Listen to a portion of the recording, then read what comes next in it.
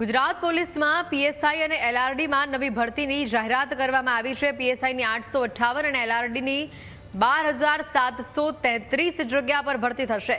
3 થી 23 ડિસેમ્બર સુધી online form ભરી શકાશે। ભરતીને લઈને આ મહત્વના સમાચાર। વધુ માહિતી મેળવીશું, સંવાદદાતા દીપેન જોડાયા છે। દીપેન, એલઆરડીની 12,733 અને પીએસઆઈની 858 જગ્યા પર ભરતી થશે, અપડેટ શું?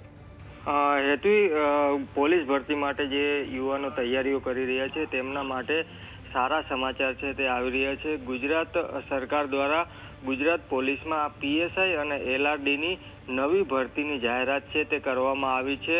કુલ 13,500થી વધુ જગ્યાઓ માટે ભરતી કરવાની જાહેરાત છે તે કરવામાં આવી છે, જેમાં પીએસઆઈની કુલ 858 જેટલી જગ્યાઓ પર ભરતી કરવામાં આવનાર છે। આ ઉપરાંત લોકરક્ષક દળની 12,733 જગ્યાઓ છે તે જગ્યાઓ પર ભરતી કરવામાં આવનાર છે। આટલી મોટી ભરતી છે તે પોલીસ દ્વારા જાહેર કરવામાં આવી છે। આ ભરતી માટે આગામી 3 ડિસેમ્બરથી ઓનલાઈન ફોર્મ છે તે ઉમેદવારો ભરી શકશે।